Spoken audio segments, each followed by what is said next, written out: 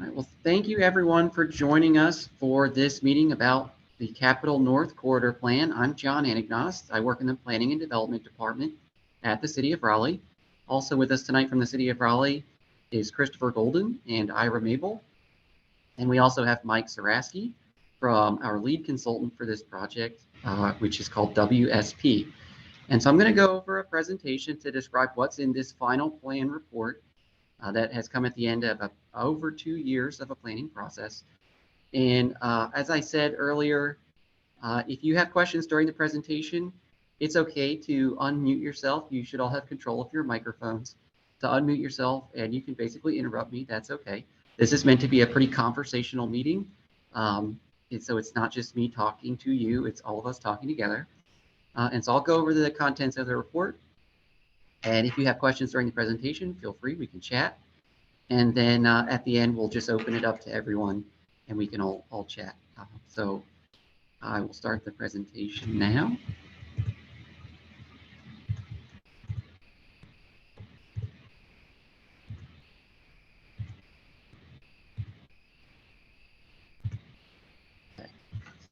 So this study was actually called the Capitol Boulevard North Corridor Study during the planning process. We've now shortened that to the Capitol North Corridor Plan, and it has a subtitle, A Future of Choice.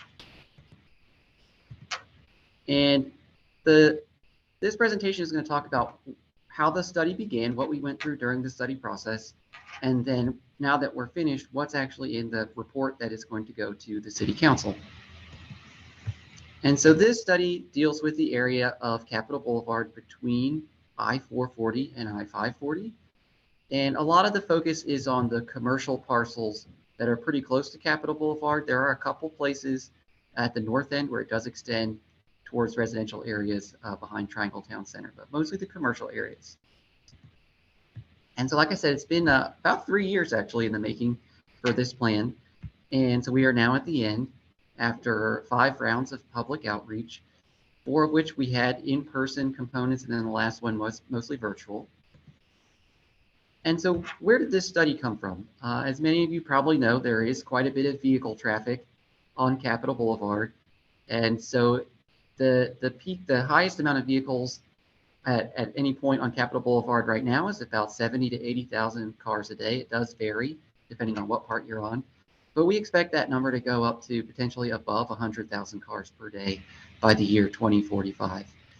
The other components that led to this study was that the North Carolina Department of Transportation has a project that they are almost done planning for the area of Capitol Boulevard north of I-540. And that project is called the Capitol Boulevard North Project from NCDOT, very similar name. And they're planning to convert that area to a freeway. So that would mean where today you have access directly onto Capitol Boulevard from parking lots of businesses. A lot of those places you would have a service road that would provide access to local destinations. And then Capitol Boulevard itself would be a highway with interchanges. And then NCDOT is in the beginning part of a process to rebuild the I-440 interchange with Capitol Boulevard down at the south end. And so considering that NCDOT is clearly making improvements at both ends of this section of Capitol Boulevard, which is also US Highway 1, and south of Lewisburg Road is US Highway 401, the city expects that NCDOT will be interested in doing a similar type of project sometime in the future in this middle segment. And so the city wants to have our own plan before NCDOT starts their process so that we can have the community fully informed that process.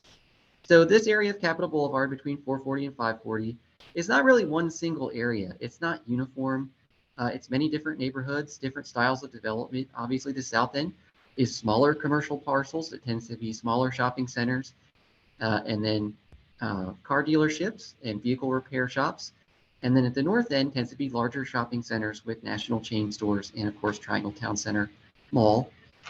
And so the other thing is there is a lot of vehicle traffic that comes along Capitol Boulevard, but there's also a lot of people using Capitol Boulevard for their local daily activities. And so it's not appropriate for a study like this to put too much emphasis on the highway traffic, the people trying to pass through this area. That's one of the things we found out very early on in this process, was really that was an almost even balance between people traveling all the way through and people having trips within this corridor. So that was a big part of our efforts with this plan, is to balance those needs.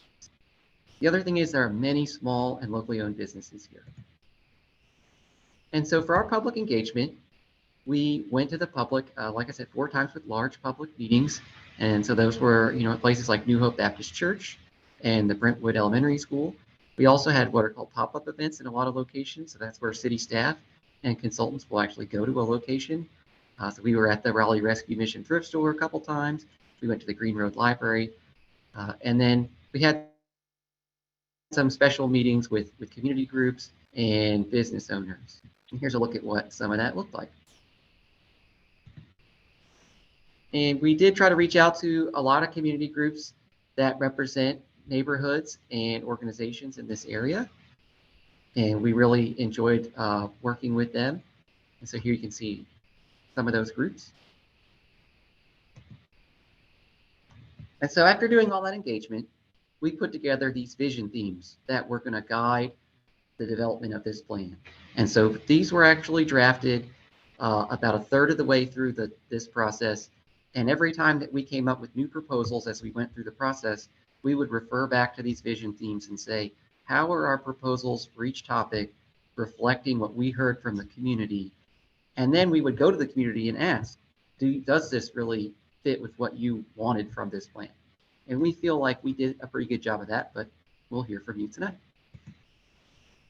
And so some of the things that we heard was obviously traffic congestion, but also the safety of pedestrians. So getting across Capitol Boulevard on foot can be difficult. It's a wide road. The medians are not very wide. And so, pedestrian safety is a huge priority for this plan because that's what we heard from the community, and that's just good planning. The other thing was the appearance of the boulevard was inconsistent. So, in some, it was very different types of development patterns, and the actual street itself wasn't always consistent in terms of sidewalks, the style of curbs and medians. And so that's one thing we heard too.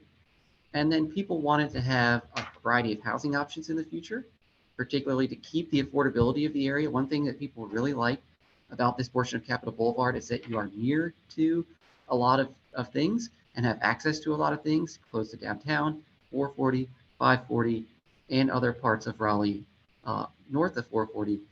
But there are a lot of affordable places to live. And so we took all that information and we made this plan report. And so there's basically 4 parts of the plan. And that is what you see here. And so the first part is basically saying we need to make sure that the communities that already exist in Capitol Boulevard, so the neighborhoods, the businesses, the workers, are prepared for the changes that we're proposing in these other sections of the report, particularly the transportation projects that we're proposing.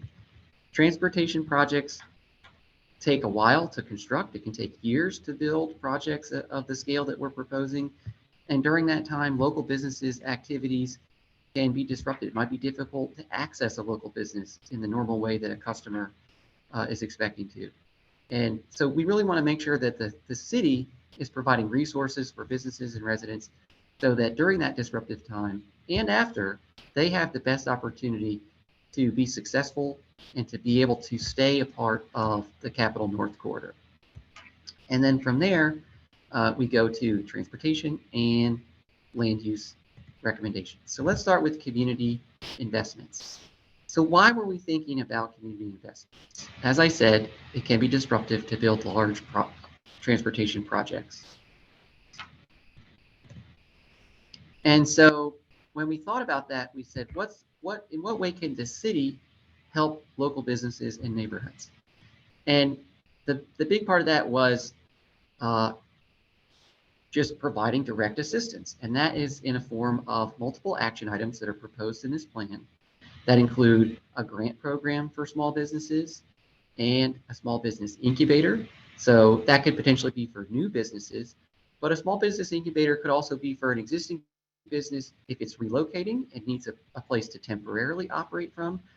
It also could be a place for people to get trained on how to start a business or trained on the skill set small businesses need if they're having difficulty hiring people. And then we want to foster the creation of a local business alliance. Business alliances are have to come from the community that, the city can help with starting that up and provide some organizational assistance. But the long-term maintenance of a business alliance is dependent on those businesses wanting to participate and come together as partners. But we want to help get that started and get that conversation going. And then whenever there's large transportation projects, there is space for the project to have a special design that reflects the local community. And in fact, the city of Raleigh has a policy where 1% of the budget of any infrastructure project is dedicated to public art. And so we want to make sure that the local communities have a say in, well, what is that art? What is the custom design that these transportation projects can have? How can that reflect my community? And how can that be a way that my identity and my history is really a highlight, is really celebrated and becomes an asset, and again, continues to build that community that's already here. And then when there is a new development that's taller than existing development, or if it takes the place of existing housing, that new development should have some affordable units in it. And so those are all things that we are thinking about. So those are all important things, but the other important part is, when do they happen? If those things are happening while the transportation projects are going on, it can almost be too late at that point. And so a big part of what this plan says is that we recommend that those community investments happen before the transportation projects start, so that they have time to take effect. They have time to start having those benefits, to start stabilizing and building the community up, to have the opportunities to, again, benefit from these proposals and stay in place if that is the choice of those businesses and residents. So let's move to the transportation proposals. So what am I talking about that we expect to be disruptive? Why did we have all that conversation about investing in community? What's going to change on Capitol Boulevard? And so this is a snapshot of what the future of Capitol Boulevard is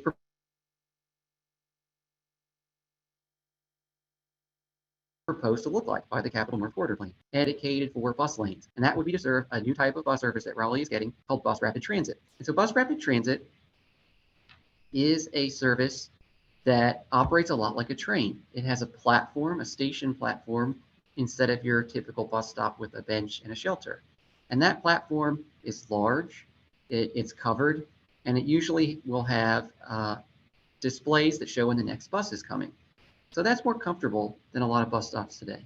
The other thing about Bus Rapid Transit is that the bus has its own lane, as you can see here, so it doesn't have to compete with traffic, which is good for the bus. It's also good for the traffic. One of the complaints that we've heard from folks in this area is, well, when the bus stops, all the traffic backs up behind the bus. So if the bus has its own lane, you don't have to worry about that. And then the other thing about Bus Rapid Transit that could be really beneficial in this situation specifically is that we are also proposing that most of the cross streets in this area of Capitol Boulevard be put onto interchanges, meaning they are put on a bridge where they go over or under Capitol Boulevard, and then the Bus Rapid Transit station can actually go into that bridge. And we'll talk more about that in a moment.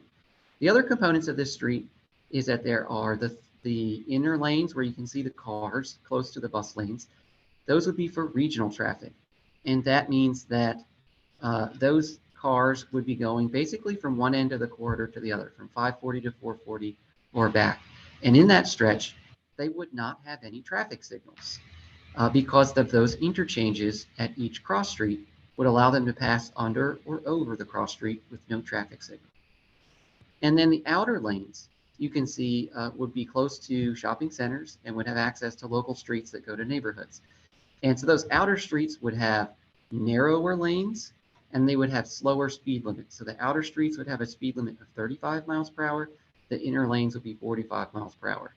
And so really the part of the goal is that those outer streets are for local trips. They're going to be slower. They're going to be closer to people walking on the sidewalk.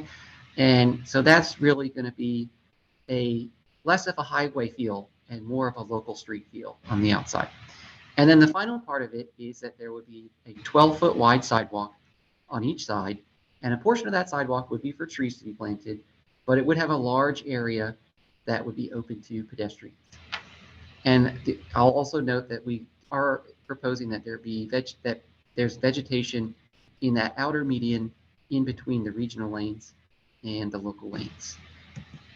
And so here is an example of what one of those interchanges could look like that we're proposing. And so in this image, the street that you see going from left to right, and you can actually see a bus on there in the middle, that is what Capitol Boulevard would be like. And then the street you see going over it, that could be a street like potentially Millbrook and New Hope, or Buffalo and New Hope Church. Now, whether the cross street goes over or under Capitol Boulevard is not decided by this plan. That level of engineering detail really has to be done by the North Carolina Department of Transportation if and when they take up these projects. And so this image shows the cross street going over the main street, but in some cases on Capitol Boulevard, the cross street could go under, but the relationship would be similar. And so then you can see how to get from the inner lanes to the outer lanes, if you wanted to go to a shopping center or go to a neighborhood, you would take an exit from the inner lanes and come up to a traffic signal just like today. One difference that I do want to point out between what you see here and what we're proposing for Capitol Boulevard is that this image shows what's called a slip lane. And that's where the right turn lane can just make a very wide turn and the car barely has to slow down. That is not something we want for Capitol Boulevard. We do want the cars to slow down. We don't want them taking right turns at a high speed. And so we are not proposing slip lanes. It would be a proper corner for a right turn that would have, pedestrian signal and a safe pedestrian area. And so here you can see all the intersections that would be converted to interchanges. So the yellow diamonds that you see here are a type of interchange called a tight diamond or urban diamond. And then the green star, which is at Buffalo and New Hope Church, is what's called a single point urban interchange. And so those are all pretty similar types of interchanges. They're very compact. They're an urban style of interchange. And that's a big goal, is that we want these to be the smallest type of interchange that will fit the amount of lanes that we are proposing. And that's because we want the existing shopping centers and businesses to, number one, have the lowest impact from the size of the interchange. We don't want the interchange to take up room that's currently in a shopping center, although in many cases they will. We want to reduce that impact as much as possible. We also want that, again, the street corner at the interchange to be a very fairly sharp corner, so almost like a right angle, and to be close to the existing grade level of the existing corner. And the benefit of that is as you're driving, as you look to your side at the shopping centers on those local lanes, it will feel very much like today. The shopping center will be at the same level as where you're driving. You'll be able to see the stores. When you turn onto a side street or into a shopping center, you won't be going up a hill or down a hill. That's really a goal, is that sense of being in the same place as the local destinations is retained. And also, so the yellow diamonds and the green star are in full movement interchanges. You could make all your same turns that you could now, left turns and right turns in every direction. In the situation of Old Buffalo Road, that is proposed to be where you could go across Capitol Boulevard, but you could not actually turn left onto Capitol Boulevard. And then the red circles are what are called right in, right out intersections. So that's Starmount Drive, Graywood Drive, and Oak Forest Drive. And so in those situations, you could not turn left and you could not cross Capitol Boulevard, but you could make a right turn into or out of that cross street.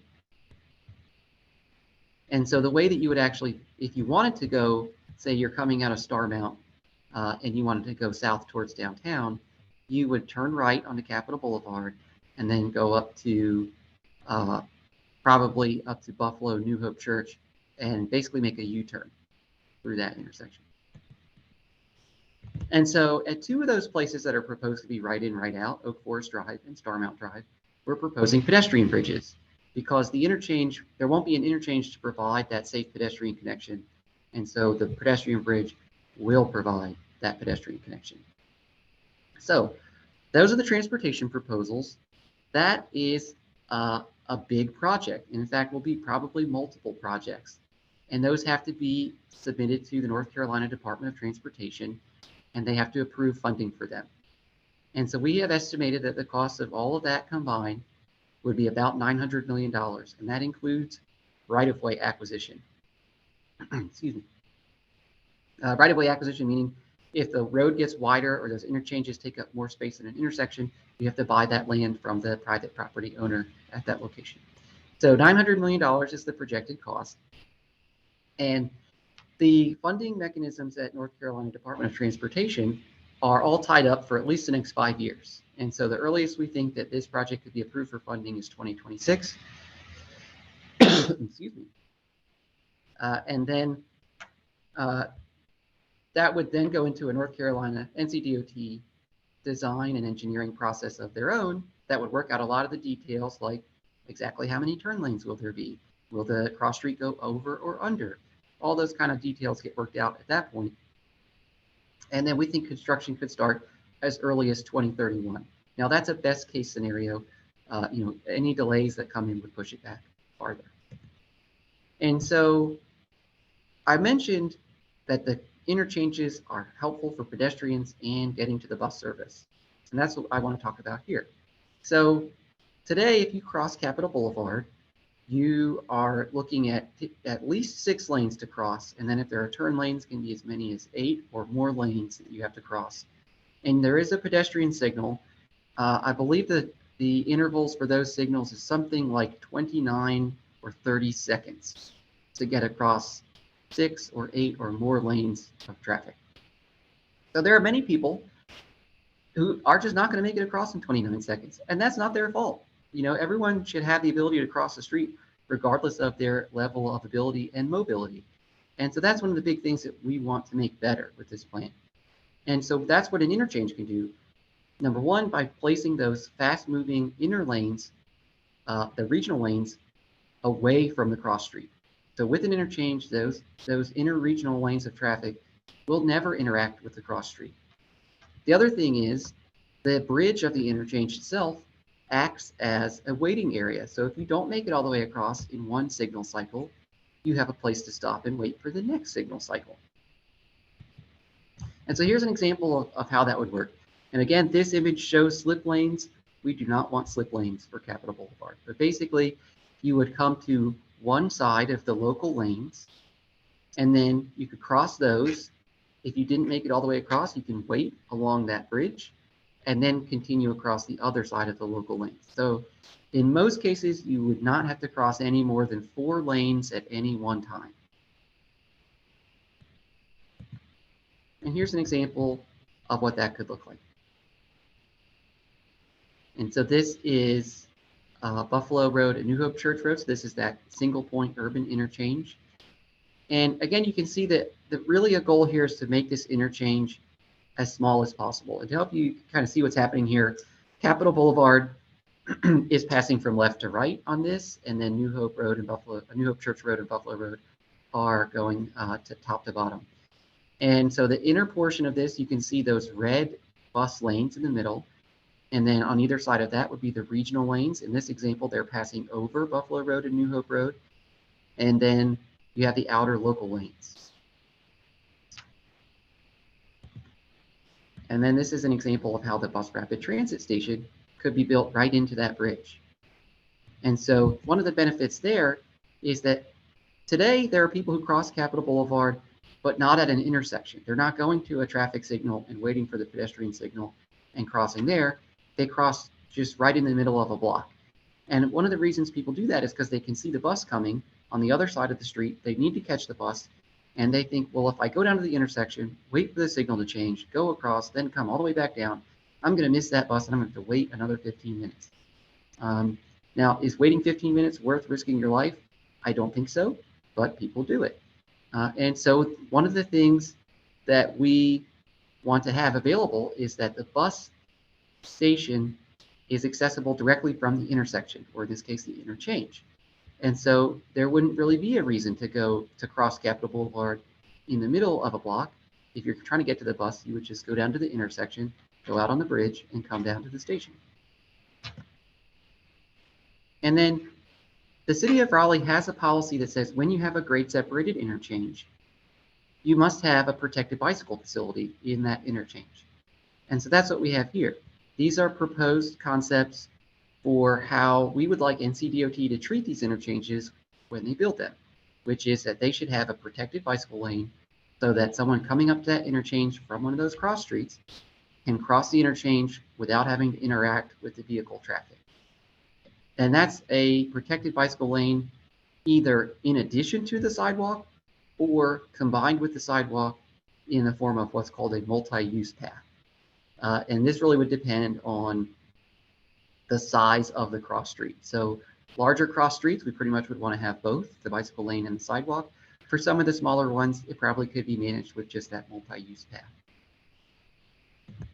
So I want to take a break from the presentation and first of all, close the blinds in this room because I'm getting a lot of sunlight in my eyes. But also just take a moment to see if there are any questions right now.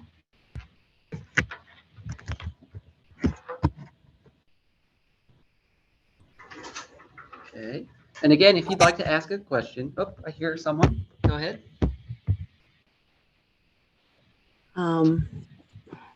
I was wondering whether the 900 million includes the bus. As far That's a good as question. Yeah. No, it does not. And that's a really important part of how the transportation improvements play out. So ideally, this is something we would really like to happen, is that the North Carolina Department of Transportation project to build out Capitol Boulevard is happening at the same time as bus planning, which is led by Wake County, so that those projects could be done at the same time, because that's easier for everyone. It's better. It saves money for the state and the county. It also reduces the amount of time that you have to spend dealing with construction, and you know, nobody wants to have construction outside their neighborhood any longer than they have to. And so, yeah, that is one thing that we really want to push for. And so to get into a little more detail about that, the Wake County Transit Plan has 4 proposed bus rapid transit routes. 3 of them are already being designed. So those would be on New Bern Avenue going east from downtown towards Knightdale. One would be south from downtown to Garner on South Saunders Street. And the third one is Western Boulevard from downtown to Cary. And so all 3 of those are in design. And New Bern Avenue also has a station area planning process. And Western Boulevard had a corridor plan that is going to City Council at the same time as this plan. And so the Eastern, Southern, and Western BRT routes are pretty settled. There might be a few tweaks here towards the end of the design process, but they're pretty settled. The northern route on Capitol Boulevard from downtown, currently in the Wake County Transit Plan, stops at Crabtree Boulevard, and that's inside of I-440. So Crabtree Boulevard is by the food bank and the Goodwill and the Greyhound bus station. And so the goal of bus rapid transit going north from downtown, pretty much everyone agrees, is that it should continue north of 440. The question is where? And so the Wake County has initiated along with Go Raleigh, Raleigh's transit agency, in the Capital Area Metropolitan Planning Organization, the partnership, are working on what's called a major investment study to decide whether the extension of bus rapid transit north should turn onto Six Forks Road and continue up Six Forks, should stay on Capitol Boulevard and continue up Capitol to Triangle Town Center, or potentially are both of those good options, and should both of those be considered for applications for federal funding? Because that's how a lot of these bus rapid transit routes are getting implemented, is that Wake County has a dedicated sales tax that was approved by voters in 2017, and that makes up a lot of the funding, but another big chunk of the funding is federal grants. And so I know that the Eastern route has gotten a federal grant, and I believe the Western route has also gotten a federal grant. or is applying for one. And so that major investment study for the northern route to say Six Forks, Capitol, or both is really going to help us decide which of those is most likely, to be a good, effective service. Obviously, that's the that's the ultimate goal. But another part of that is, are we going to be able to actually pay for it? So that's the question there. So there would be different money for the bus rapid transit. It would not come from North Carolina Department of Transportation. But we do want to make sure that there's space in the roadway to accommodate that service. We don't want to preempt, we don't want to prevent ourselves from being able to do that until we know that it's not a possibility. All right. Were there any other questions right now? Yeah, I have a question. Yes, sir. And it deals with NCDOT, I guess P 6.0. I guess with the price tag of $900 million, and I guess an acknowledgement that this may be several projects broken up. I guess with P 6.0, would that be presented this as one project, or would that be presented as several projects broken up? It's presented as different projects, and we get a lot of assistance from the Capital Area Metropolitan Planning Organization. They're called CAMPO for short. They have really been helpful through this whole process in helping us think through how that would work. And that's one of their big roles. CAMPO is a regional planning organization, and what they do, along with the Triangle J Council of Governments, another regional planning organization, is that they bring together transportation projects from pretty much all the municipalities, the local governments in this area. So, Raleigh, Cary, Wake County, Garner, you name it. And they put them all together and basically say, what's our most effective package of proposals to put forward to North Carolina Department of Transportation and the Federal Highway Administration? What do we think is most likely to get that funding to score? Because it's all a scoring system. And so those agencies, the state and federal transportation agencies, are going to score each project on how much is it going to relieve traffic congestion, how much is it going to improve safety, all those factors, and then they give it a score, and the ones that score the highest get the money. And so CAMPO and TJ Cog do a really good job of getting us organized as local governments and saying, let's put forward the package that is going to get us the funding and make strategic sense. So yeah, they have broken it into, I believe, 3 different projects. And Mike Saraski from WSP might be able to help with this question. And yeah, they're submitting, I believe, 2 of those into that SPOT 6.0 program. And so yeah, that's the approach. I have a more detailed question on bicycle lanes. Bicycle lanes. Yes, mainly. I'm wondering where you're putting your priority. I like the idea of the bicycles and the sidewalks being put together. I bike. I will not get on some of these roads where it's 35 miles an hour because I'm taking my life in my hands. When you're on a 35 mile an hour zone, there's no way a bicyclist can keep up with that speed. Hence, the cars have to slow down. If you put in a bicycle lane on those roads, you are really cutting down the number of lanes that motorists can drive. Consequently, more traffic. I saw where you have the motorists on the through lanes. They're mostly 2-lane roads. I've seen you all to put a bicycle path in one of those lanes. And when I'm in my car, it's irritating, to say the least. So that's a mouthful, I know. Well, so this plan is not proposing bicycle lanes on Capitol Boulevard itself. And somewhat for the reasons you mentioned, I don't think we see it as quite as strongly as you do, though your opinion is appreciated.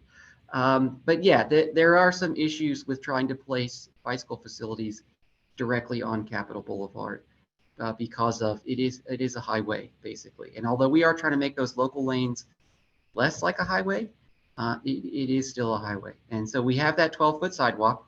We think that's a really effective pedestrian facility. We have the bicycle lanes on the cross streets going over Capitol Boulevard. That's a huge asset. And to a certain extent, although it's not a full bicycle facility, that 12-foot sidewalk along Capitol Boulevard is functional for some bicycle riders, and we think people will probably use it that way. But we are proposing actually a parallel network of bicycle facilities in the surrounding area. And that's actually kind of what we get into in the next part of the presentation. So I think that's a good segue. And we'll get into those details with the rest of the presentation. And if you don't feel like you got your question answered, then we'll come back and revisit when the presentation's over. But before we do that, I just want to do one last check. Any other questions before we resume the presentation? John, do you want me to expand at all on the SPOT 6.0? Yeah, if you can take a moment and do that, that'd be great. Sure. Hey, hello, everyone. This is Mike Sarowski, as John mentioned. I am working with Campo. We have worked with Campo, as John mentioned, to we can't do this all as one project. This will most likely be submitted by NCDOT into their system as multiple projects. Most likely 3 or 4 projects is probably where it's going to end up. One, not just because of the pricing, but just because of where it makes sense. We're trying to do it in a place two ways. One, we have to make sure we're doing it in correspondence with any future BRT that may be in the area. I think that's a big part of this, but also because of the traffic, there's, different aspects of the corridor have different cross traffic and different aspects of each part. And we want to make sure that they're put in groupings that make sense from a traffic perspective on maybe which ones are the most needed first and then the second most needed right after that. So there's a priority order as well. So it is based on cost and priorities. And it will my guess is that it will most likely be either 3 or 4 projects that get submitted as separate projects. Great. Thank you, Mike. Mm-hmm. All right. Well, let's jump back into the presentation. I think we've got about 10 more minutes left, so don't worry, it's not too much longer.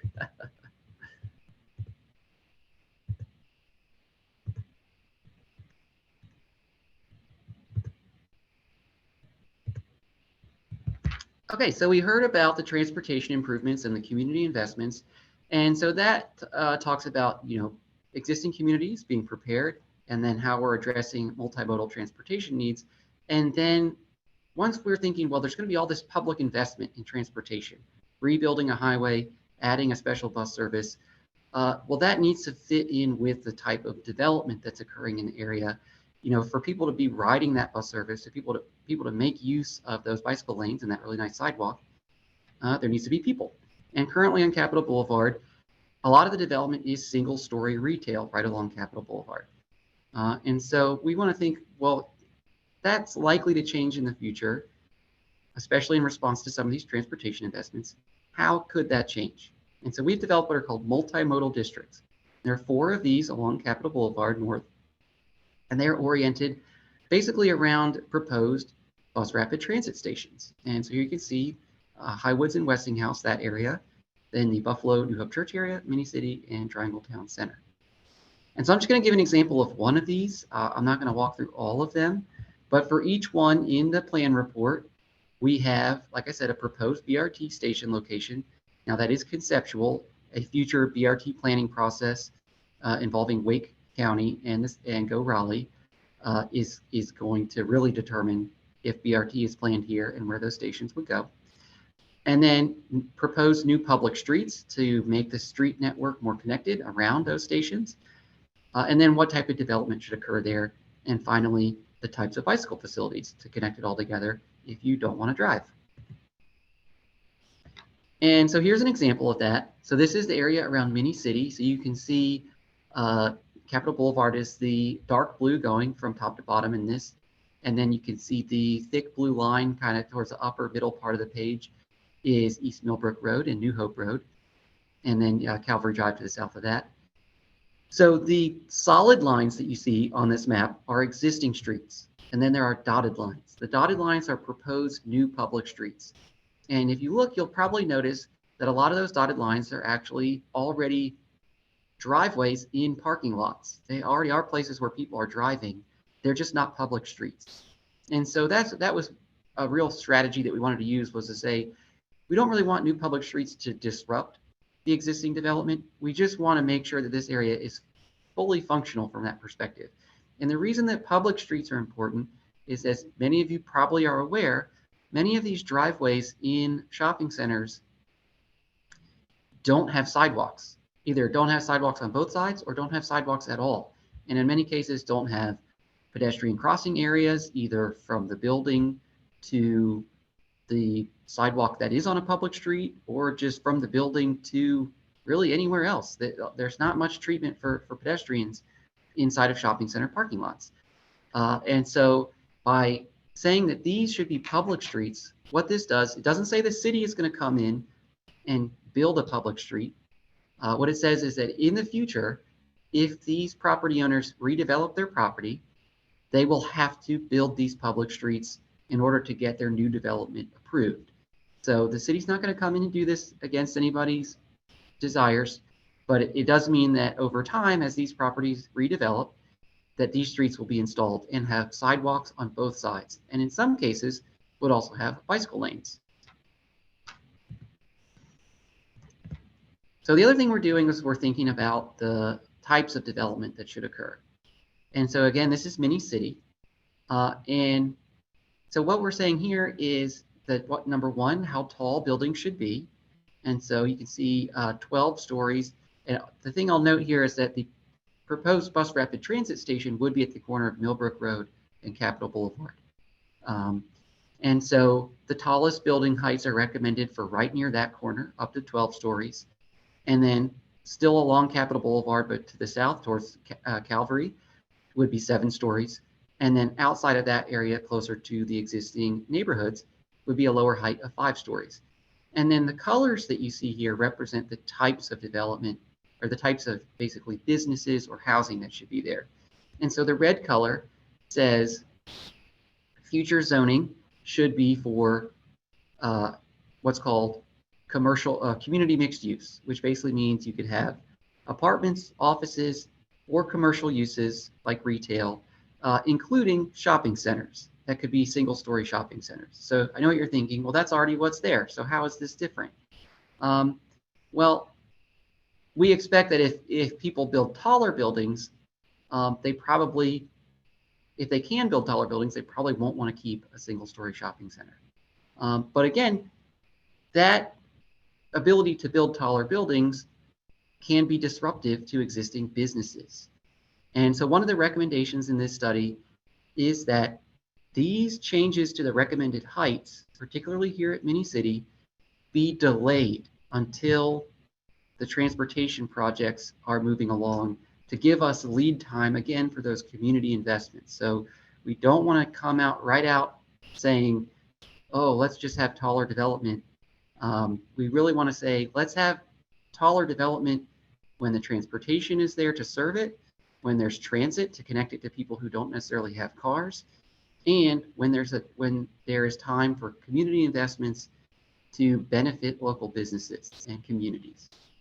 And so that you will not see these recommendations during this public review process. The Planning Commission and the City Council, when they adopt this plan, they will also adopt what are called comprehensive plan amendments, like these proposed streets. These streets will be included in this adoption process. These land use changes will not be included. We are intentionally delaying them into the future so that we're not pushing for redevelopment of these areas right away. And so the red part is basically any of the retail office apartments. That teal or light blue color with the 5-story height says that there really shouldn't be single-story shopping center, single-use retail. That area should be either apartments, offices, or if there is retail, it's part of a mixed-use development. So maybe retail on the ground floor, offices and apartments above. And so really that's trying to encourage more diversity of development. So not just shopping centers, but having apartments, having different kinds of employment. So not necessarily just service employment, but office employment. That variety of employment that gives opportunities for different types of workers. And so then we also have what's called the urban form map. The urban form map basically says the style of development should be have less parking lots in front of buildings and have the buildings kind of close to the street. Now, in this case, we want the buildings really to be closer to the cross streets like Calvary and Millbrook, because when someone comes off of the bus at the bus rapid transit station on Millbrook Road, their immediate place they're going to walk is either left or right, towards Millbrook or towards New Hope. And so when buildings are built facing those streets, that basically creates a comfortable walking place that has services, shopping, things for people to go to right when they get off the bus. And so that's kind of the thought process with the urban form map is instead of you get off the bus and you just are surrounded by parking and cars, you get off the bus and there's things for you to do right there. But again, these urban form changes would be delayed to correspond with the land use changes. So we are not going to be proposing these right now. These will be a few years in the future. And so if you put all those things together, this is a conceptual idea of what over 20, 25, 30 years from now, if a lot of that property redeveloped, you could end up with a development pattern that's more like this. And this is the type of development that, again, is going to have the amount of people, workers, residents, who are going to use the bus rapid transit and make that service really successful. Studies show that when you have high capacity transit service like bus rapid transit or light rail, you need basically a population density that's equivalent to 20 dwelling units per acre. So 20 dwelling units per acre is a little bit denser than, say, some of the apartments you see along Calvary Drive today.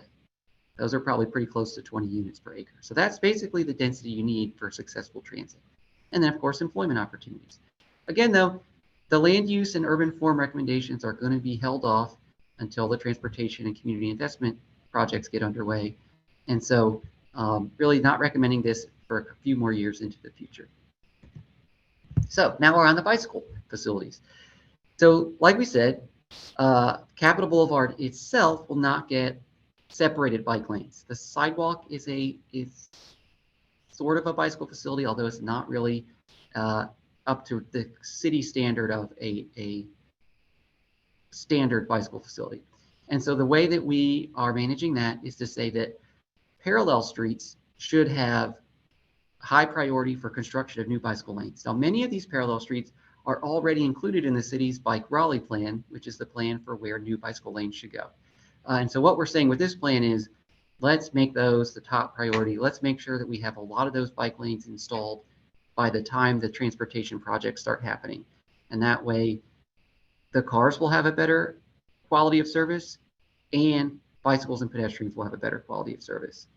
And so that's what we're showing here is basically near-term, mid-term, and long-term prioritization for these bicycle lanes. And the other important thing to note is, like I said, this is just existing streets. These new streets that we're proposing with the street plan will also have sidewalks on both sides, and in many cases will have bicycle lanes installed as part of making those public streets. And so there actually will be almost a double layer of bicycle facilities, but that will take time. It'll probably be 15 to 20 years before all that really gets put in place. But at the end of it, you'll basically have a parallel set of public streets that run parallel to Capitol Boulevard that will either be lower speed and lower traffic, that will be safer for a cyclist, or will have protected bicycle lanes. And then past that, you'll have another layer of parallel streets in many cases that, again, is slower speed, less traffic, and will probably have bicycle lanes. And you all probably have seen recently, Green Road is getting bicycle lanes right now. And that was why we put that in our near-term category, because we knew that project was coming up. And so, this is all part of a network that is going to connect all parts of Capitol Boulevard in the Capitol North area, not just north and south, but also getting across. So you'll be able to go north and south. And then once you get to where your destination is, you'll have that safe crossing of Capitol Boulevard using the interchange, which will have the protected bicycle facility. And then you can get to either side of Capitol Boulevard or jump on the bus. All right. And so these notes are basically summarizing a lot of what I just said.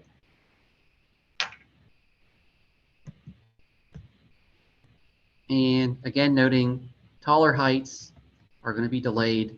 The recommendation for taller heights largely will be delayed until about 10 years from now. And we are prioritizing bicycle lanes. All right, so we're here at the Ask a Planner meetings.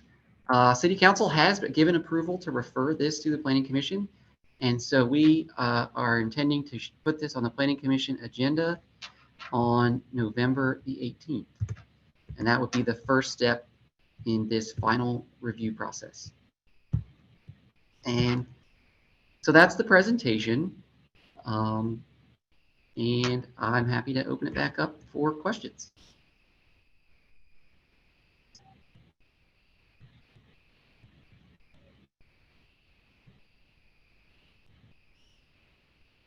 And if you want to read the full plan report, you can go to the city website, raleighnc.gov, and I'll put this in the chat, and you can search for Capital North.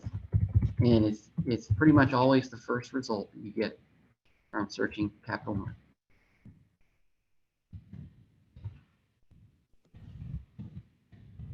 And the website, go ahead, yes? Yeah, I was, just to be clear, when this is all built out, the Capitol Boulevard corridor will be approximately 2/3 wider because you're adding the new streets. So there'll be streets on either side and then the 6 lanes in the middle. So it will be wider. I think 2/3 wider is a little bit of an overestimation. I can basically give you some numbers for that. The current width of the right-of-way of Capitol Boulevard today it varies from about 150 feet up to over 200 feet. Obviously, the area north of Old Wake Forest, where it widens out to the 540 interchange, it gets up to something like 300 feet wide. It's incredibly wide up there. But even most of the area north of Lewisburg Road is at least 180 feet wide currently. And so really the narrowest part is basically from Trawick Road to Buffalo and New Hope Church Road. And in that area, it gets down to, like I said, as low as 150 feet. And so what we're proposing is, yeah, it is wider. The narrowest section that we're proposing is right around 190 feet. And the widest part, which would be around Spring Forest Road, is something like 213 feet. So yeah, it is going to be a big impact for those smaller commercial lots in that narrow section between Trawick and Buffalo Road. Yeah, it's going to be about 20 feet on either side, and then potentially additional room for construction. Typically, when these projects are done, the North Carolina Department of Transportation will also reserve an area outside of the of where the actual street is going to go for them to put their vehicles, equipment, materials, all that stuff. So yeah, it will be wider, and that will be a big impact for those properties.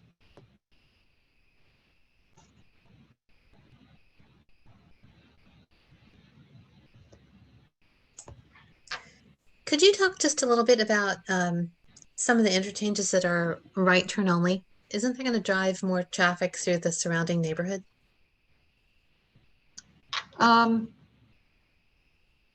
That's a question that we've gotten a few times during this process. And yeah, there is certainly some potential for that. But what I'm going to emphasize about that question is that I think a lot of the traffic that will go through the neighborhood, and this is my personal assumption, I think a lot of traffic that will go through the neighborhood will be people going to and from those neighborhoods, right? So if you live in Starmount and you want to go south on Capitol Boulevard towards downtown, you say, well, if I go out to Capitol, I'm going to have to turn right, go up to Buffalo, and then turn around.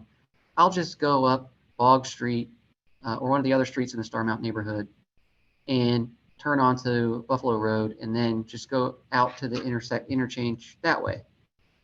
For people who are using those cut-throughs to avoid Capitol Boulevard, this is what we believe is going to occur, because the results of the traffic modeling that we did showed really good results. It would be really easy to travel on Capitol Boulevard with the way we proposed it. Is that if someone is saying, well, I'm going to go through a neighborhood just because I want to avoid traffic on Capitol Boulevard, well, when Capitol Boulevard functions so well, that won't be a strong motivation, because they'll say, well, the traffic's moving on Capitol. Why would I go through a neighborhood?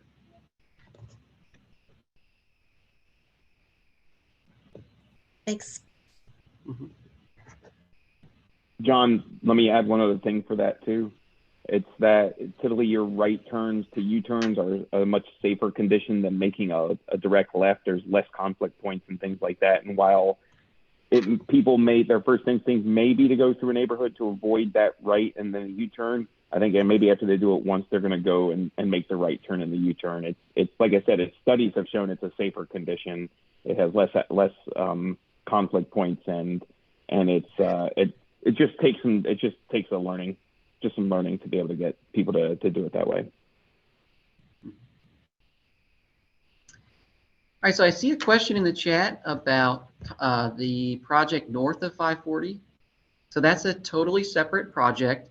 Unfortunately, it is named Capitol Boulevard North, so it's a little bit confusing. But that is a North Carolina Department of Transportation project north of 540, and they want to convert that section of Capitol Boulevard basically from 540 pretty much to Wake Forest to a freeway. So it would be, as I said at the beginning of the presentation, currently there's, car dealerships and different, businesses where you could just, turn off of Capitol Boulevard and go right into a parking lot or vice versa. So that project is basically saying that ability would go away, that the center part of Capitol Boulevard would be a highway, and then there would be service roads on either side. So a little bit like what we're proposing on Capitol Boulevard, on this portion, the Capitol North part of Capitol Boulevard, except that the interchanges that they're proposing north of 540 are generally larger, a good bit larger. I mean, they're highway style interchanges. And so that project, the question says, when is it going to start construction? Excuse me.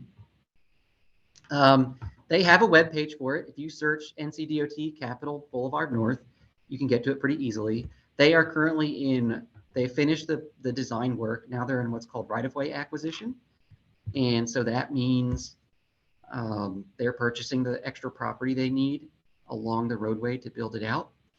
And they are projecting on the website, which is now in the chat, their timeline is showing a construction start of 2026. And so, it's hard to say. NCDOT is having some organizational challenges right now from a financial perspective. So I will just say there probably are some projects that will take longer than they originally had thought. How will the two projects interface? Because we think they're going to work together really well because it is a similar approach. So that, you have central lanes that are for regional travel and outer lanes that are for local travel. And so the way that will very likely interact is that there will be service roads north of 540. And in my understanding, the service roads north of 540 will go in both directions on both sides. So you might be on the east side of Capitol Boulevard, but you would be able to travel north and south on that service road. And this project, Capitol North, south of 540, the local lanes will only go in one direction. And so the way that I believe that would interact is that basically those outer lanes will just end before they reach the 540 interchange. So that'll be something like when you get to Old Wake Forest Road, you will have the option to either turn onto Old Wake Forest, but you won't have the option to go straight, basically, on that local lane. And then I think a similar situation coming south towards 540 on those service roads from that project is at some point it'll just be, you can turn and get onto Capitol Boulevard, you can turn and get onto the cross street, Durant Road or something, but you're not going to stay on this service road across 540. It'll basically funnel people to other roads or to the center lanes. I'm also looking at the time coordination because you have construction starting earlier projected for the state, whereas the city with the project between 440 and 540 has a much later construction. But I'm saying, yeah, I think that's actually a good thing, to not have both of those under construction at the same time. is actually probably an advantage. I think if both of those projects were being constructed simultaneously, it would be very bad for everyone involved. I'm not looking for them to be done simultaneously. I have to agree with you. It'd be absolute chaos. But I'm looking at as far as completion, because you're not even looking at construction starting on the project we're dealing with today until much later. Am I not right? I mean, we're talking about Yeah. like, I guess I'm not sure I'm understanding the question. I think the way I would see that playing out is the freeway conversion north of 540 hopefully would be almost done by the time construction starts on any of the projects inside of 540. so you have everybody flying down to 540 Capitol Boulevard, and then they come to a screeching halt. And Well, then you block up traffic. I'm thinking of what was happening when they expanded Capitol Boulevard. They put in more lanes coming from Wake Forest down to Durant Road. And at that intersection, when you were going into town in the morning, there was a phenomenal roadblock. How are you going because to? of construction, you're saying? No, The no, construction? because the speeds were much faster coming down because they had expanded the road, but then they came into all this traffic, the speeds being slower and all the traffic lights. So I'm seeing the same thing. You have a freeway going all the way down to 540 on Capitol, and then bam, you go from 55 miles an hour down to 45, 35, whatever. And then you get You're this traffic. saying you see And then that there's problem stoplights. occurring before the project inside of 540 under the current condition of Capitol Boulevard? Or you're saying even after this new project is built, you would still see that same? Well, I'm seeing such a time difference that I'm seeing a bottleneck for a few years. Because you're Yeah, talking about I guess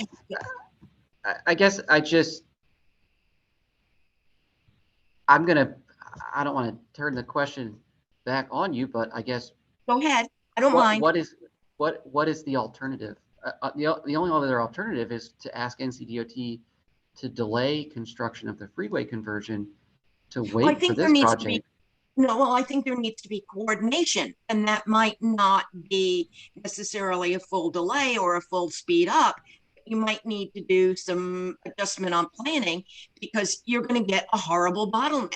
And that was awful. And what we saw happening is people started using the side streets to bypass the bottleneck, and that wasn't good for traffic on the side streets. So I'm seeing the same thing happening again if you're not planning for it. I'm not telling you not to do it.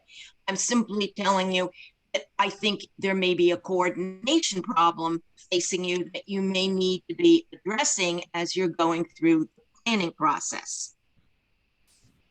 You see what I'm saying? Do you understand where I'm coming from? I'm looking at it. I guess that I'm going to explain the way that I feel like I understand the relationship between Capitol north of 540 and south of 540. Today, there is Do you live in the area? My first question is, do you live in the area? No, I don't live along Capitol. I do. So I am very familiar with the problems as a resident that we had for a number of years while all the stuff was going on with that expansion, and it was not fun for us. And there were a lot of residents complaining. I think the whole idea of making upper Capitol a freeway makes a huge amount of sense. I think that is a great project. I think what you're planning to do for the rest of Capitol is fantastic. I've always believed in the rapid transit bus lines coming up and down an area like a subway. So I think those two projects are really fantastic, but I'm not sure you're planning for the coordination to make it easier on residents. That is all I am saying. Okay, I guess. And that's a future for you guys to plan and think. I'm only throwing it out there. The way I see it is there's basically two options. There's either have the projects be under construction at the same time, which avoids the bottleneck situation, but creates basically chaos. Or we have one project go first and the other project goes second. And, you know, one of them is That's ready an to either go. or. I'm not sure that's all you've got available to you. I'm only asking you to think about it and take it further, to do a little more thinking about how to avoid that issue. That's all I'm asking. Just think about it a little bit more. Okay. Well, yeah, I mean, that's a good point. And I do know that NCDOT is pretty thoughtful about that. I myself have responded to NCDOT requests. They send us requests regularly at the city to ask us when they're doing a transportation project, you know, are there any issues that we would expect from construction in terms of special events or special uses like schools that would be affected. They ask us if there are better or worse detour routes. So yeah, they do try to think about those temporary construction impacts and how the transportation system will work otherwise. If there's one thing that I can say confidently about NCDOT, it is that they have a high priority on cars moving from one place to another. Hey, John, let me jump in here too, and Ivana, let me Okay, sure. try and explain this more on a regional level. And just let you know, I lived in that area for 12 years. I don't live there now, but I lived there for 12 years. Okay, 12 years so you're familiar. So I am very familiar with the issues you're talking about. Yes, it does seem like there's going to be a bottleneck, but let me explain that Capital North project and how it fits into the regional aspect, and that's how we have to look at this. First of all, from a local perspective, the Durant Road intersection is going to be the first thing done north of 540. That's that first project. The rest of everything else is further down the line, according to the NCDOT TIP, their Transportation Improvement Program. The completion of that first section there between Durant and 540, which does not include changing the 540 interchange. So the signals at 540 are still going to be there. So that doesn't include that. It's north of there. But the way that DOT is looking at this is in a regional aspect, because by the time that's completed, 540 on the south side of town will be done, and 540 on the southeast side of town will probably be under construction and near completion. And so you'll have a full loop, and that way it'll spread traffic out more from that directional traffic, essentially north of 540. Because there really is not a lot of ways from Wake Forest, North Raleigh to get down to 540 besides, you know, Fulton Noose or Lewisburg. So they really want to take care of that regional aspect. Once you get inside 540, as John mentioned earlier, one of the things that we noticed in this study is that the traffic is very split, almost evenly 50-50 of people going through and people staying in the corridor or going to the corridor. And so what we're trying to express in this is that it's a different type of traffic that's coming from north of 540 into this area and then what's staying in this area. So a lot of that traffic that's coming down from north is really going to split at 540, probably go in each direction. So yes, there still will be a bottleneck because of signals, because the signals are still there until we can do this multi-lane boulevard project where we would have through traffic be able to go into, you know, these middle lanes that John showed on the picture. Mm-hmm. But in the interim, I think the way the modeling is being shown is that a lot of that extra traffic that we're going to be able to get through north of 540 is going to go on to 540 and not come downtown. And what we're trying to do with this study, and what we're trying to do with this study is really create spaces on Capitol Boulevard between 540 and 440 so that people move and stay there and be enhanced by the BRT. And so if you hit a bottleneck, hopefully the BRT is there and you'll get off of Capitol Boulevard and take the BRT downtown. So it's about creating options, not just for this corridor, but it's about creating options really for the region.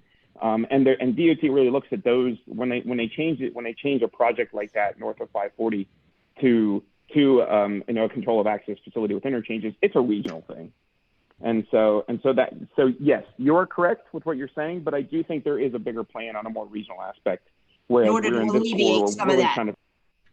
Correct. We're really trying to make it fit in this corridor. What can happen in this corridor? It's a different, it's the same road, right? It's all Capitol Boulevard, but it's very, very different. You're almost like two different roads. You almost could do the same thing with 440, where inside of 440, inside the belt line, it's a completely different road than this section is. So, while it all is the same thing, we're looking at really 3 separate roads. And I will say this, and this is not going to happen. I'm not saying this is going to happen, but DOT has even toyed around with moving the US 1 designation off of this section of Capitol Boulevard to kind of take some of that potential strain off of this section as a through movement. So they're really trying to regionalize the north down the 540 with 540. Sorry, that was a really long explanation, but I just wanted to get that in. No, very helpful. Thank you very much, Mike. That answered a lot of my questions. Appreciate it. Sure, no problem.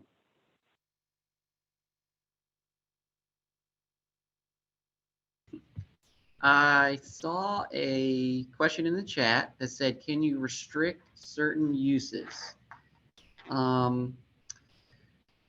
So yes, there are zoning districts in Raleigh that allow more and fewer uses, depending on which zoning district there is. And we have land use policies that can direct rezoning, to say that, you know, if someone rezones their property, they should select one of the districts that allows this set of uses, but not that set of uses.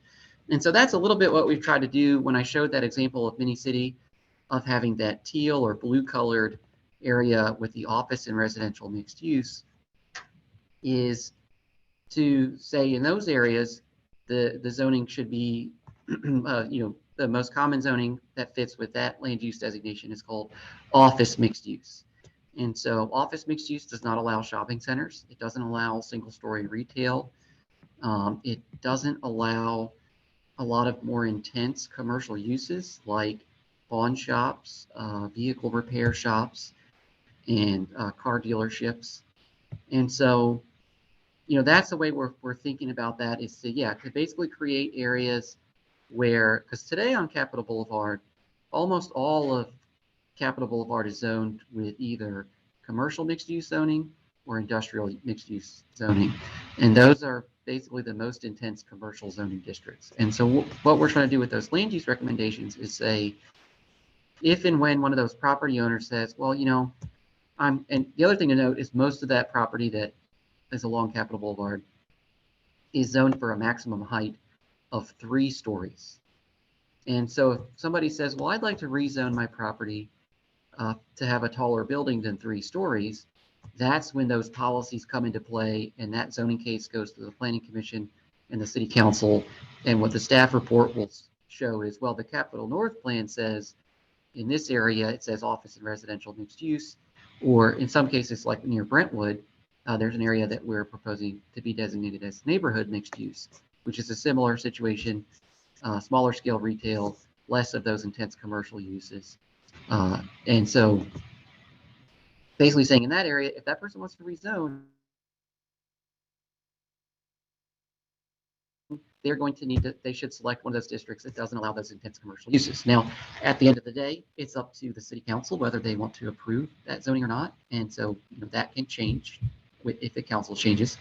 But yeah, that's one of the ways we're approaching that, is to have land use policies that say more areas along Capitol Boulevard should be moving away from that single story retail or heavy commercial use pattern.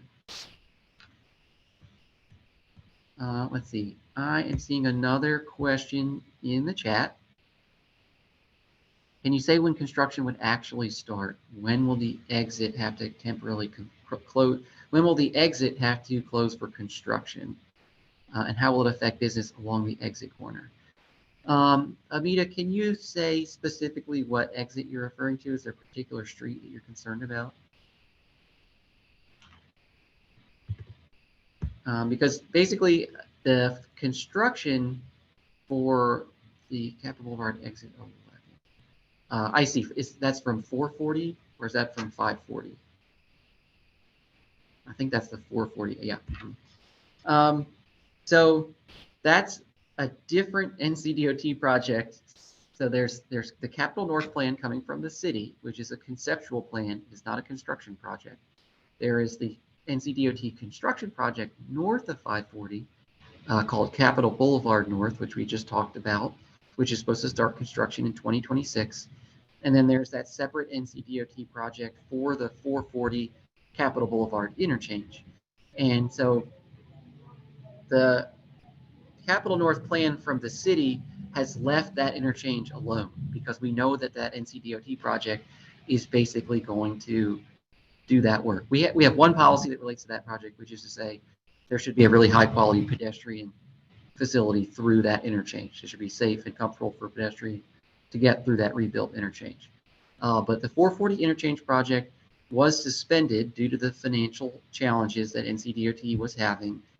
And I believe they are starting that back up, but it was still in the design phase. So I don't think they even have a construction timeline yet because they're still actually deciding how they want to design the new ramps and loops for the new interchange of I-40 and Capitol Boulevard. So I can't really tell you when construction would start there. I don't think NCDOT even really has a good sense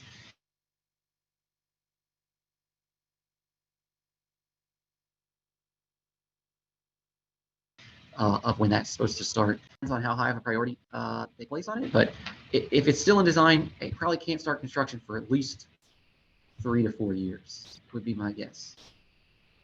John, might know. The DOT Transportation Improvement Program says that construction wouldn't be slated to start until after 2030. Yeah, so good ways on. Improvement. Yep.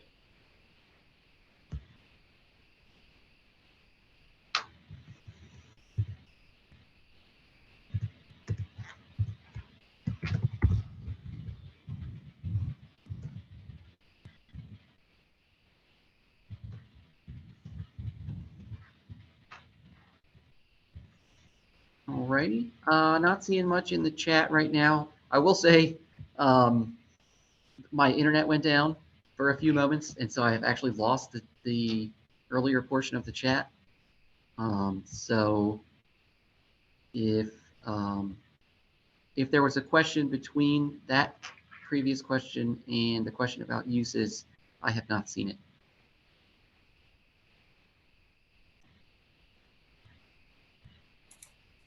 John, I think we're okay on that. There weren't any questions in between those two, so we're on target. All right, great. All right, well, this is your time, folks. Any questions you have, and since you have staff here, it might be questions that don't necessarily pertain to Capitol North. We do know a lot about other things happening in the city, so if you just have some general curiosity, we are available for those questions too. I do have a question, general curiosity. Yeah, sure. I noticed on your plans you show a lot of trees. Are the plantings along Capitol a separate project? Are they part of the project? How is that being done? Mm-hmm. So we are, so there's the streetscape, which is that sidewalk and the tree planting area at the outer edge of Capitol Boulevard. That requirement would generally be regulated by the city. But that is mostly going to come into play after the NCDOT project. So I would say that the basic answer to your question is we really are relying on the NCDOT project at the very least to provide the space for the planting and probably to actually plant the vegetation there. But in the future, once it's built, then that outer edge with the sidewalk, then when the city would, I think in most cases, be the one keeping that up.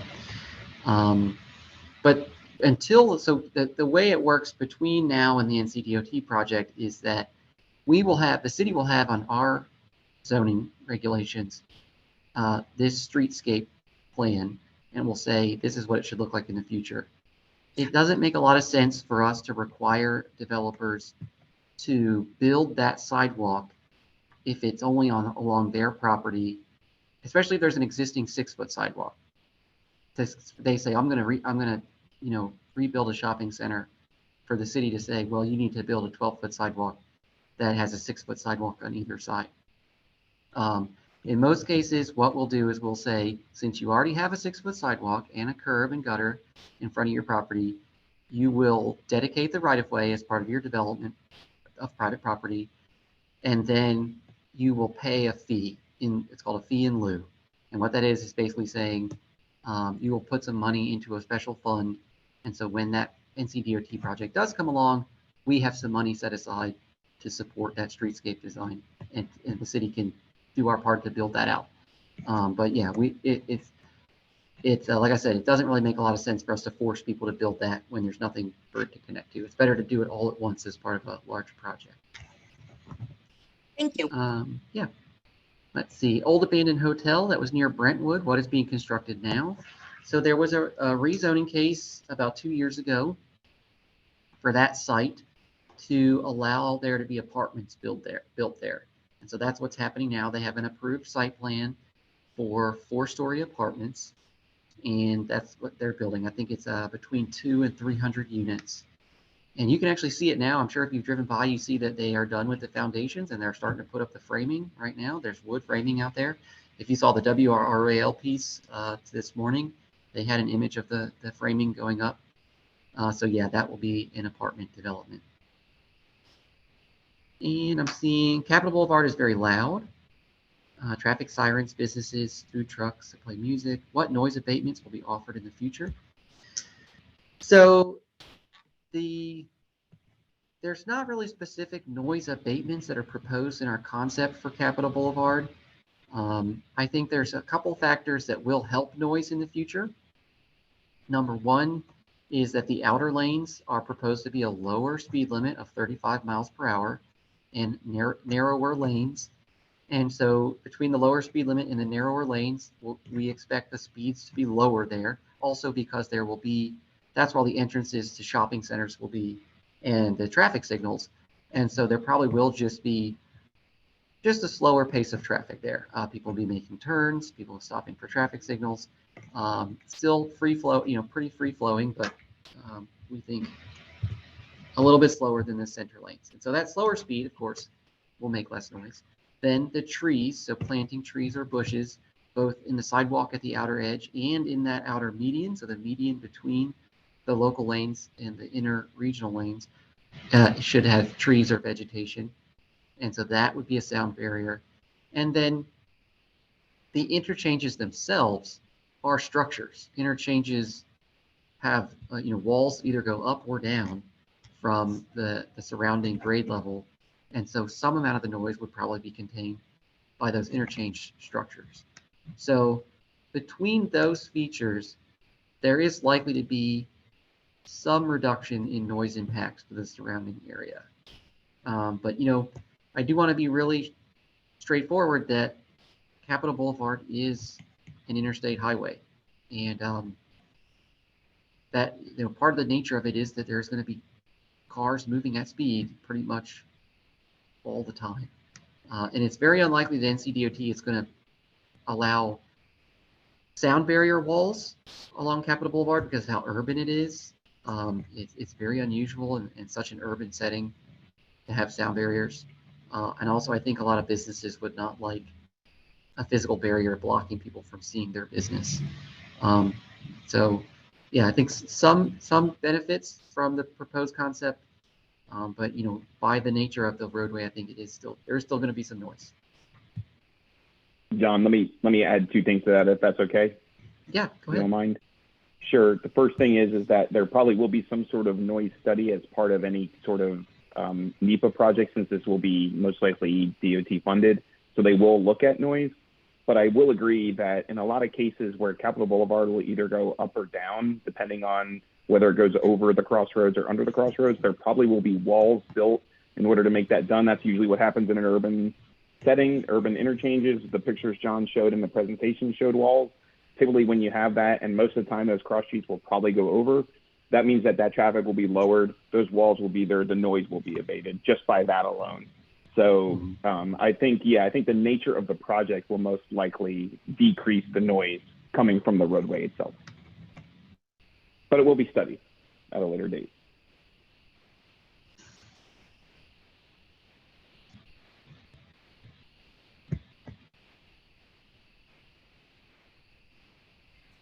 Hello, John. I have another question. Yes, sir.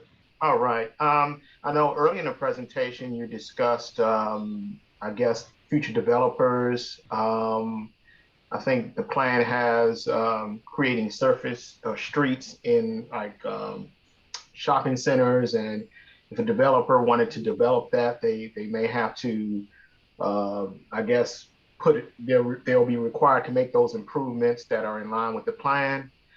Do you see that a little bit differently for, say, a nonprofit, a church that has property and wants to develop, and of course, they're developing an area that is part of the plan that's on the one of the street corridors? I think I know what you're referring to, the Yes, extension sir. of Pine Knoll between between New Hope Church and I guess it's Mayflower right there. Yes, sir. Yes, sir. Mm-hmm. Yeah. No, generally they're not. There are not exceptions to those rules for nonprofits. I think, and this plan is not proposing to change that extension of Pine Knoll there. And that is, from a planning perspective, that is really an important connection. There are a couple neighborhoods right there, not even including Brentwood, but just the townhouse neighborhood that's there. That having better connection to get down to the shopping areas along Huntley, it would be a real asset. And so yeah, we do think that that's a good street connection. And I think we may have talked before. And, Yes. and I'm aware that that is a challenge for the church, and I know you're trying to raise funds to build the church. So yeah, I think let's get together and see and talk to the transportation department. I really can't, like I said, there's really not any exemptions that I know of, but Well, I definitely want to see if we can just explore some options. Well, John, I wasn't really looking for any exemptions, but what I wanted was, to establish a healthy dialogue. Yeah. Because I think that there's a potential win-win for everybody here. Yeah. And just to let you know that I have had some conversation with Eric Lamb on the transportation side. So, I guess we're starting some dialogue there. And I guess I was looking for when would be a best time to just, to begin and establish good dialogue. Because it's very encouraging to see that this area is important part of the plan. So, we just thought that it would just be good to stay engaged and look and try to see what opportunities are there that could benefit both the city and ourselves. I agree. Yeah, I do think we should get that dialogue going. So yeah, I will be in touch with you. I'll send you an email, and we'll find a time we can get together with transportation staff, and we'll see what we can do. That sounds great. Thank you so much. Yeah, thank you for being here. All right.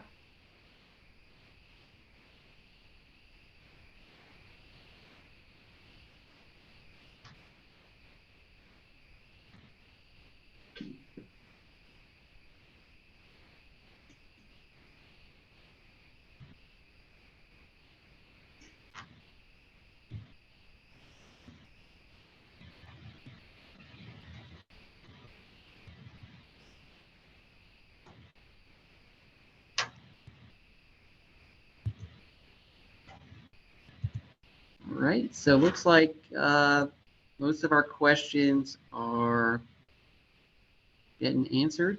So I do want to say, the meeting time was listed as 5 to 7. You're not obligated to stay for that whole time, but you are, you can come up with other questions. We're happy to answer them.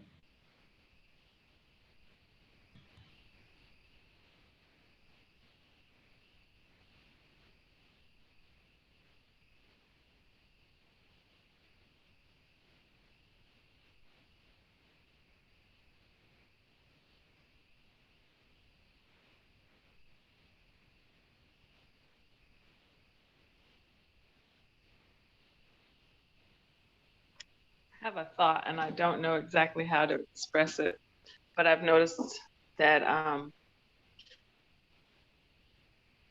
this plan looks like it'll eliminate a lot of the people that are begging for assistance on the roads. And I'm concerned because they're begging for a reason, and that was one of the reasons why I asked about the apartment complex that's going up.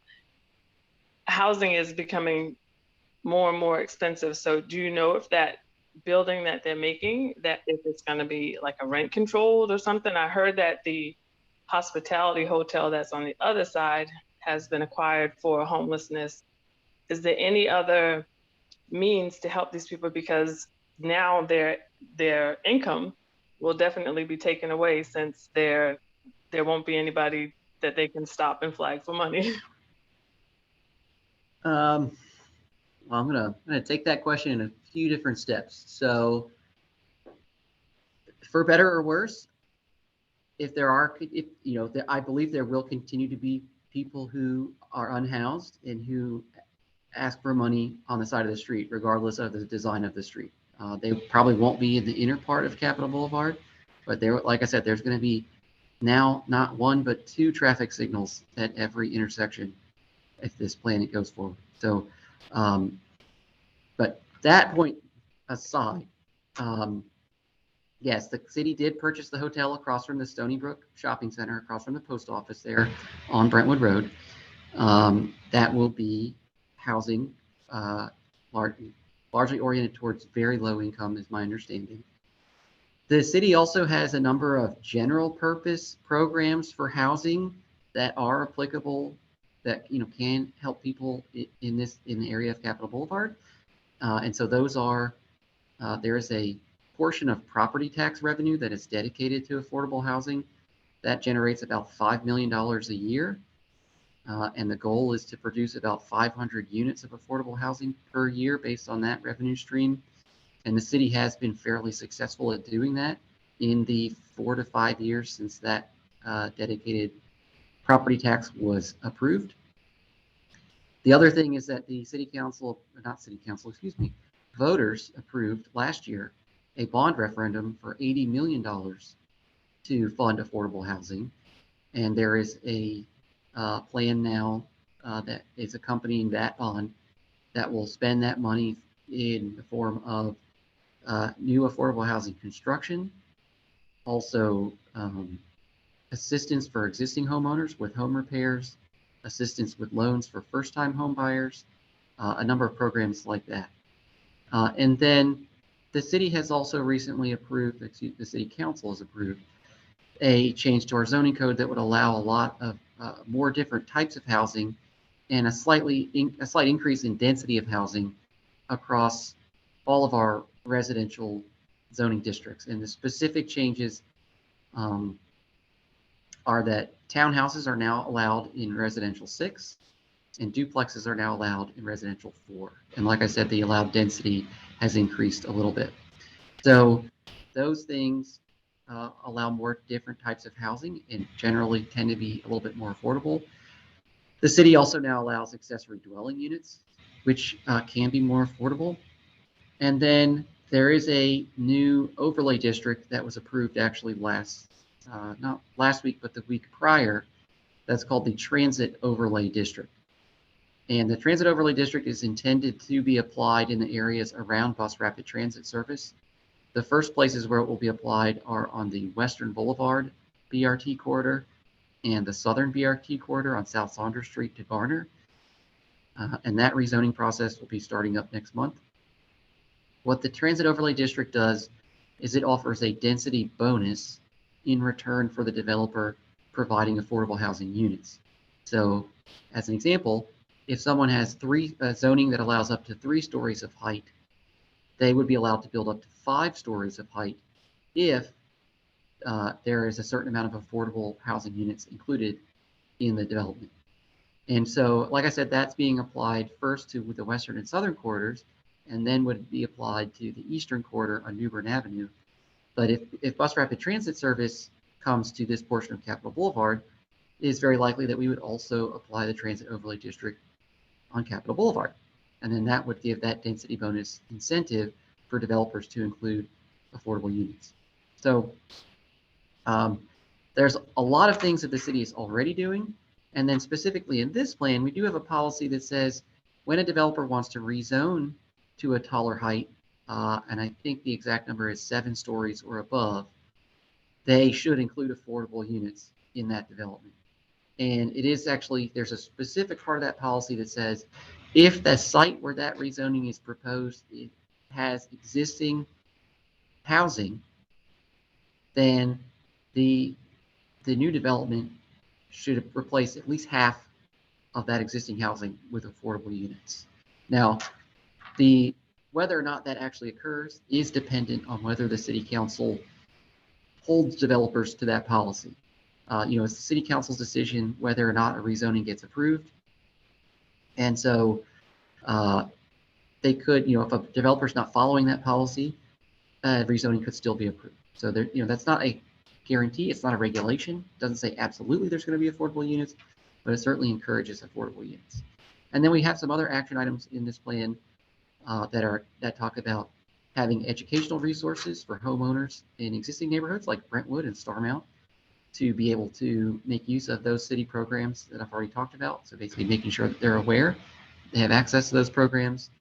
But yeah, I think in terms of people who are unhoused and are very, very low income, it's not likely to be private development that's going to serve that need. It is going to be a combination of city funding, federal tax credits, and nonprofit developers in most cases who fill that section of the need. But yeah, I think that is a very important topic. And I also think part of this plan is talking about small business incubators. It's talking about workforce training. And so I think in the long term, obviously, the city does have, I think most places have to some degree, a housing first approach to serving homelessness. But that in the long term, helping someone gain the skills to be employed, and unemployment is not always the cause of homelessness. I think we're all aware of that. There are many other factors, but transitioning from homelessness to being housed, having job skills that are in demand can be a big part of that. And so job training programs, I think, also are part of a multifaceted approach to helping unhoused people.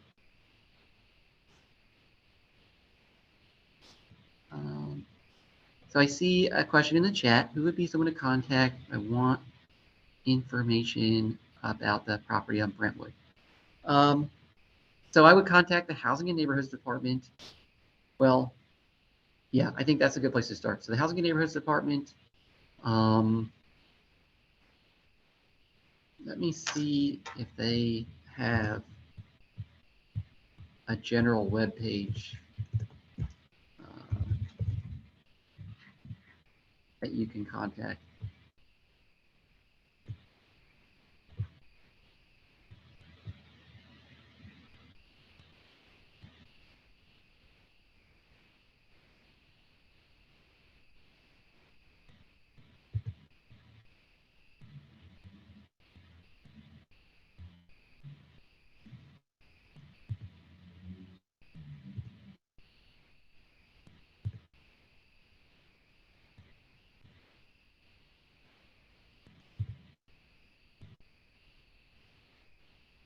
So what I would do is on the city website, there is a page called Affordable Housing. So if you search affordable housing, you should be able to find that pretty quickly.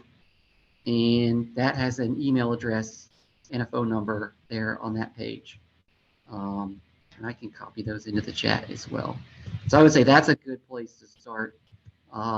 Like I said, there are a number of programs that the city has. And so I don't know specifically the best staff person who's going to connect you with that particular program. And so I think that page is a good place for that department staff to help you connect with that resource.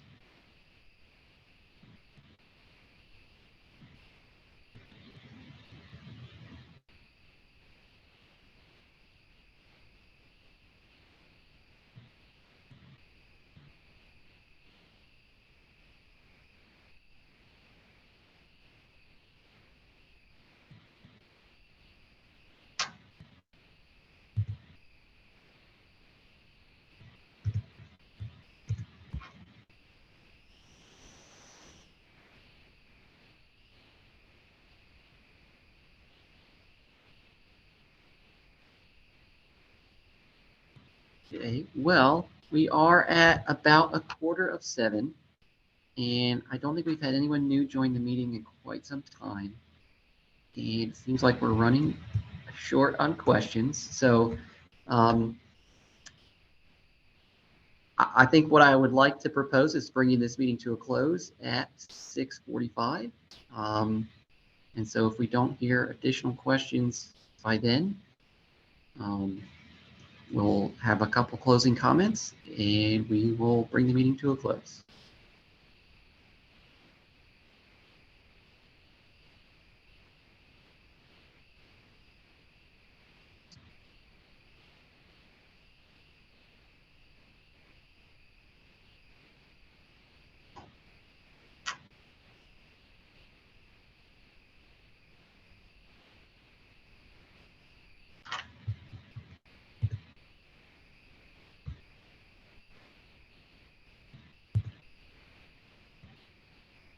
It looks like someone has just now joined us.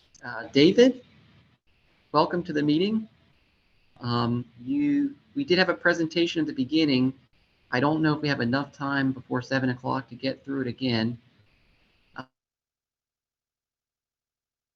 So I guess in the interest of time, are there particular topics that you would like to hear about?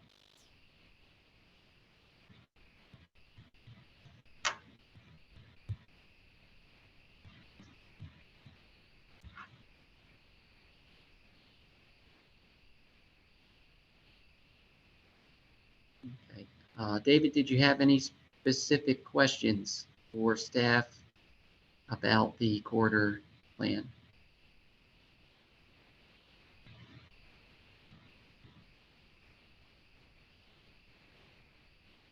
Okay. Hey, John, this is not David, but I do have a question. Do you mind if I ask? Absolutely. Yeah, go ahead. Will the presentation be available somewhere on the, you may have answered this question already, but I came on late as well. But will the presentation be available somewhere on the City of Raleigh website? Yes, we will post the presentation on the webpage for this quarter plan. So the best way to find that is to go on the city website, RaleighNC.gov, and search for Capital North. And Capital North usually gets that webpage as the first result. And so we'll post that. Usually our IT people are really quick, so I think we can get that up there probably by next Tuesday or Wednesday. Okay, thank you very much. You're welcome.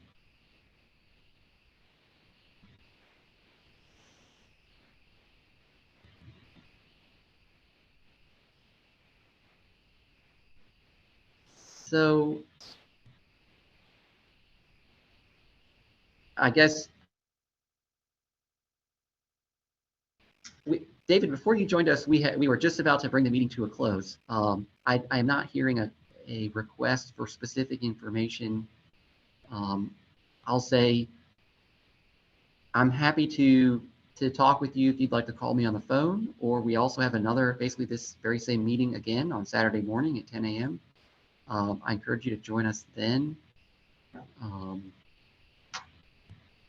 But if I don't hear specific question or request for particular information about the plan, I guess I can run through a really quick the presentation in a couple minutes.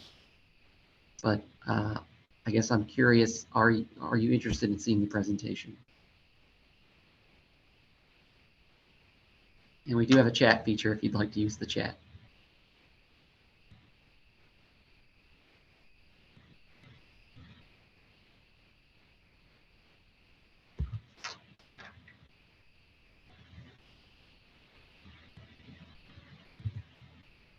I'm not hearing anything from David. David, I'm going to put my contact information in the chat.